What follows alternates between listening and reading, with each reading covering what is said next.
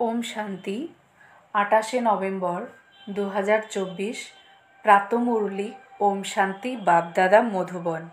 বাবা বলেছেন, মিষ্টি বাচ্চারা, তোমাদের এক বাবার থেকেই শুনতে হবে আর শুনে অন্যদেরকে শোনাতে হবে।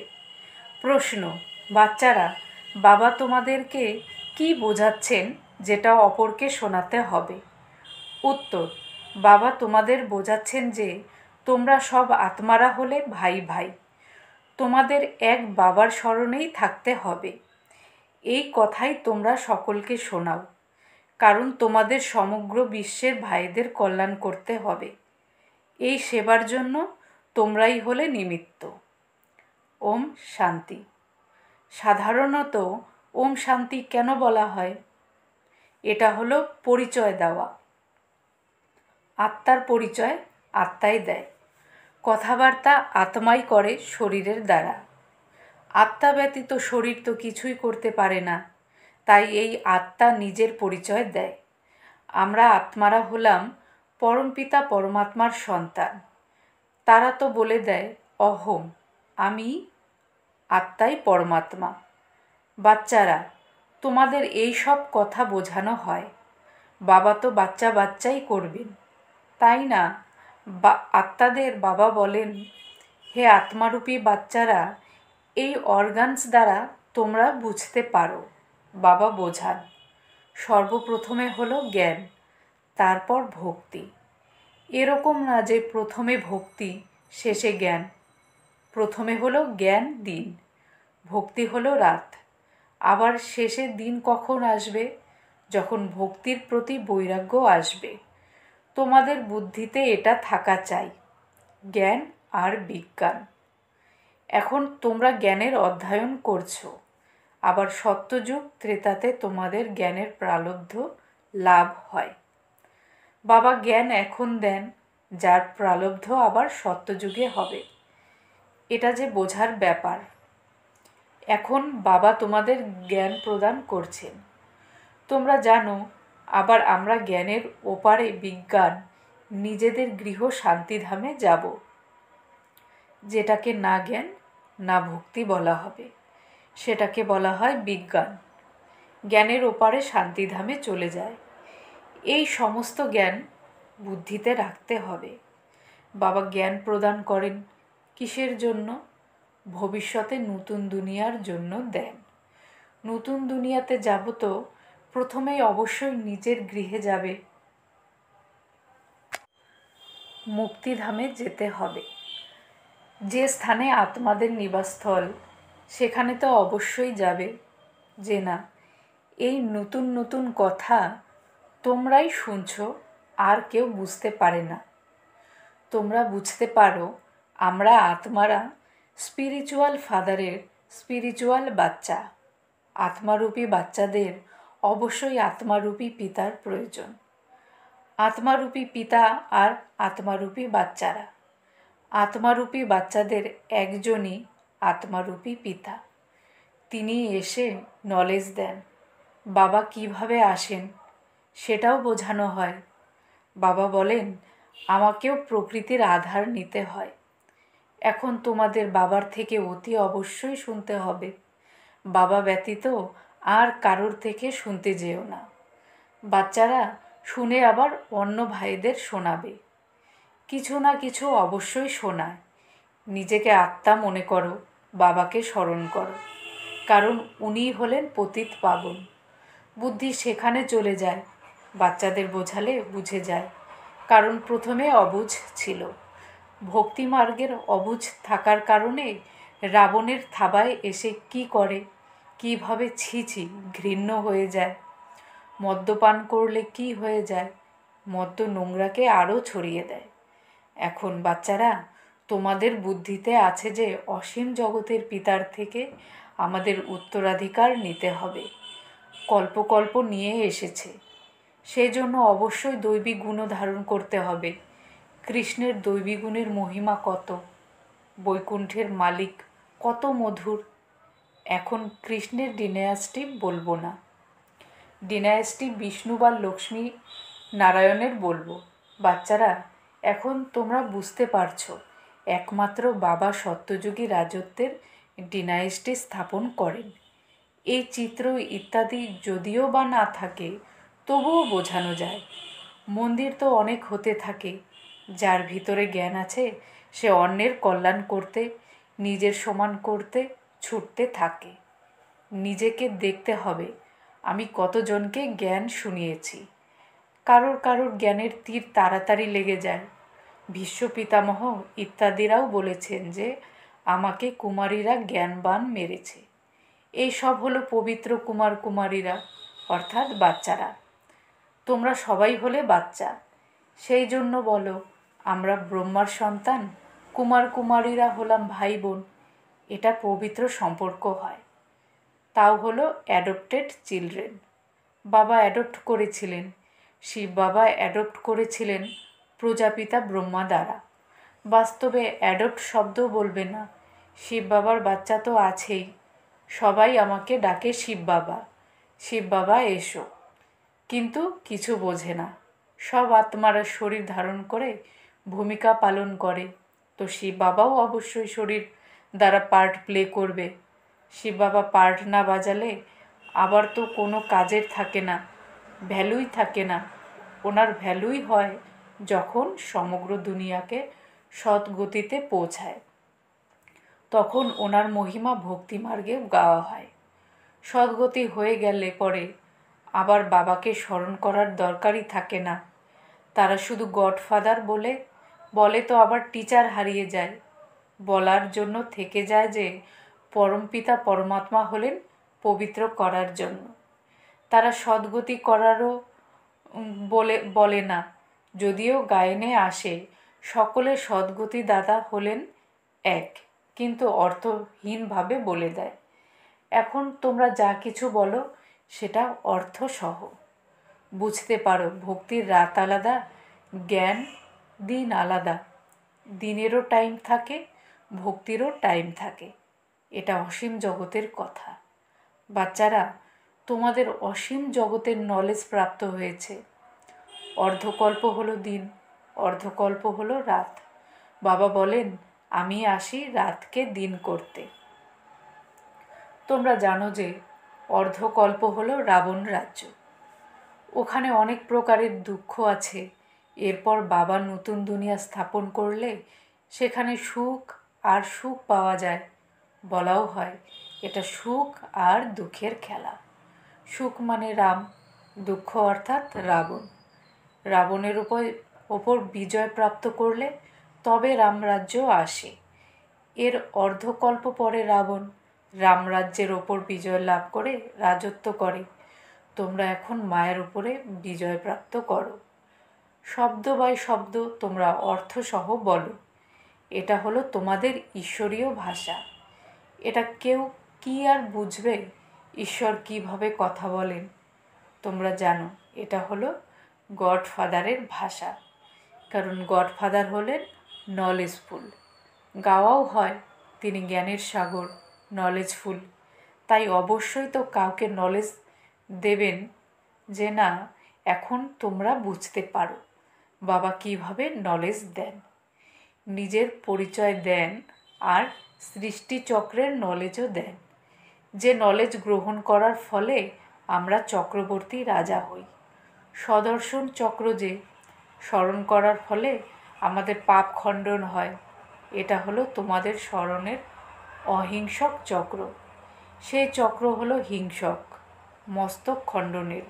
ওই অজ্ঞানী মানুষ একে অপরের মস্তক খণ্ডন করতে থাকে। তোমরা এই সদর্শন চক্রকে জানার ফলে বাদশাহী প্রাপ্ত করো। কাম হলো মহাশত্রু, যার জন্য আদি মধ্য অন্ত দুঃখ পেতে হয়।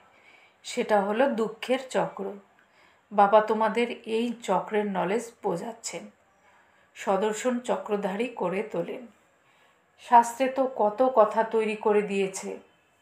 এখন তোমাদের সমস্ত ভুলে যেতে হয়, শুধুমাত্র এক বাবার স্মরণ করতে হবে, কারণ বাবার থেকেই স্বর্গের উত্তরাধিকার প্রাপ্ত করবে। বাবাকে স্মরণ করতে হবে আর উত্তরাধিকার প্রাপ্ত করতে হবে। কত সহজ। অসীম জগতের পিতা নতুন দুনিয়া স্থাপন করছেন বলে উত্তরাধিকার নেওয়ার জন্যই স্মরণ করতে হবে। এটা হলো মনমনা ভব মধ্যাজি ভব।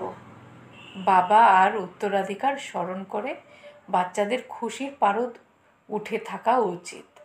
আমরা হলাম অসীম জগতের পিতার সন্তান।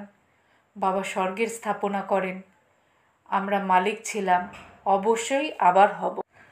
আবার তোমরাই নরকবাসী হয়েছ। শতপ্রধান ছিলে, এখন তমপ্রধান হয়েছ। ভক্তি মার্গেও আমরাই এসেছিলাম। অলরাউন্ড চক্র লাগিয়েছ। আমরা ভারতবাসীরা সূর্যবংশী ছিলাম, এরপর চন্দ্রবংশী, বৈশ্যবংশী হতে হতে নিচে নেমেছি। আমরা ভারতবাসী দেবী দেবতা ছিলাম, আবার আমাদেরই পতন হয়েছে। এখন সমস্ত কিছু তোমাদের বোধগম্য হচ্ছে। বাম মার্গে পাপের রাস্তায় গেলে কত ঘৃণ্য হয়ে যায়। মন্দিরেও এরকম ঘৃণ্য চিত্র তৈরি করেছে। পূর্বে ঘড়িও এরকম চিত্র দেওয়া তৈরি করত।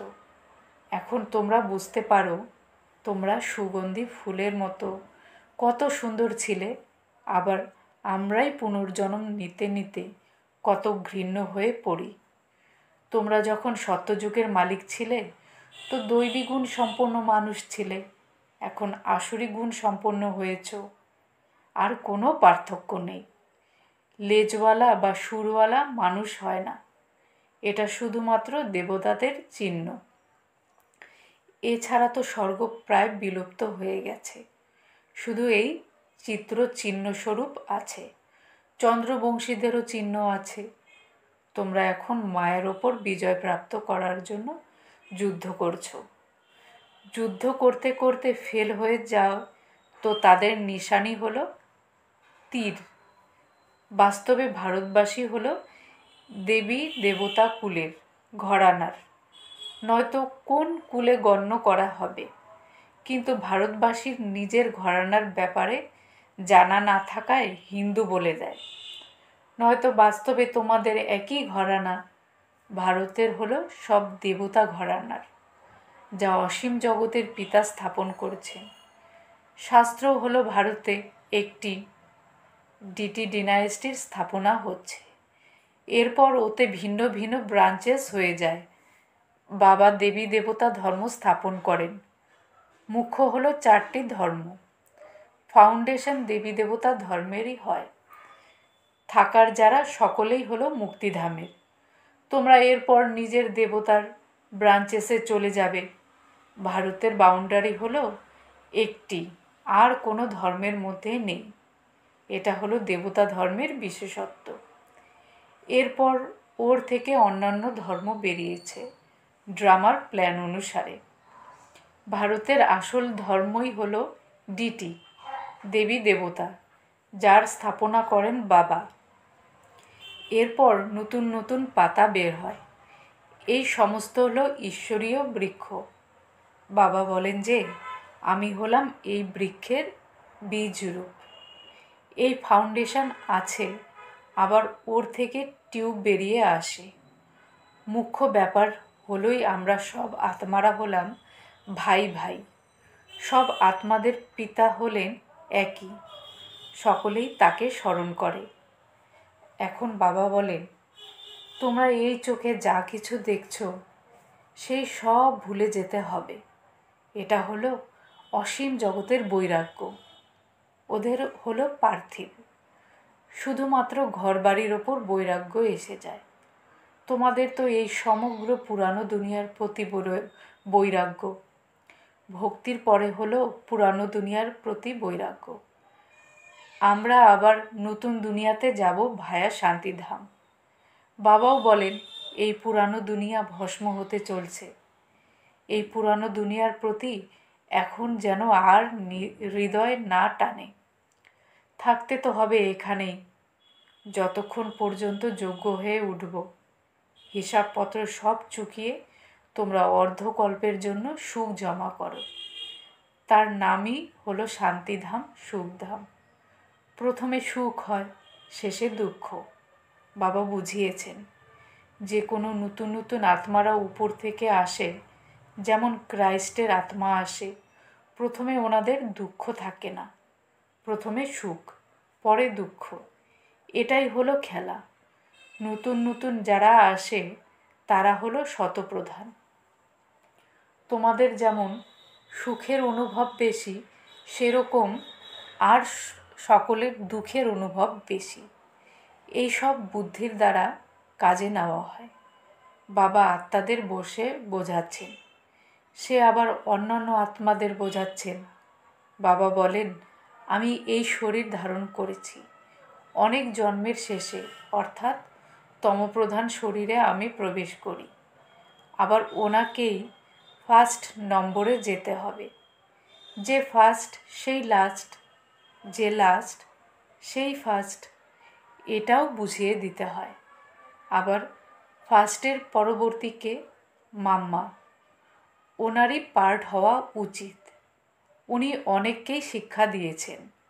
আবার বাচ্চারা তোমাদের মধ্য থেকে নম্বর অনুযায়ী হয়, যারা অন্যকে শিক্ষা দেন, পড়ান। আবার সেই পাঠ যে নেয় সেও প্রচেষ্টা করে তোমার থেকেও উঁচুতে চলে যেতে। অনেক সেন্টারে এমন আছে যারা তাদের যে টিচার পড়িয়েছেন তার থেকেও উঁচুতে উঠে যায়। এক একজনকে দেখা যায়। সকলের চলন থেকে তো বোঝা যায় যে কাউকে তো আবার মায়া নাক থেকে ধরে নেয়, এমন টেনে নেয় যে একদম শেষ করে দেয়, বিকারে নিচে নেমে যায়। আরও উন্নতি হলে অনেকের ব্যাপারে শুনতে থাকবে, ওয়ান্ডার লাগবে। এ তো আমাকে জ্ঞান দিত, আবার এ কিভাবে চলে গেল। আমাকে বলতো পবিত্র হও, আর নিজেই আবার ছিছি হয়ে গেল। বুঝবে তো অবশ্যই। অনেকে ঘৃণ্য হয়ে যায়। বাবা বলেছেন, বড় বড় মহারথীদেরও মায়া খুবই উৎপীড়ন করবে। তোমরা যেমন মায়ার উৎপীড়নের ওপর বিজয় লাভ করো, মায়াও সেরকম করবে। বাবা কত ভালো ভালো ফার্স্ট ক্লাস সুন্দর নামও রেখেছেন, কিন্তু হে মায়া আশ্চর্যভাবে শুনে নিয়ে অন্যদের শোনায়ও তারপর পালিয়ে যায়। মায়া কত প্রকট হয়, সেই জন্য বাচ্চাদের খুবই সাবধান থাকতে হবে। যুদ্ধের ময়দান যে, মায়ের সাথে তোমাদের কত বড় যুদ্ধ।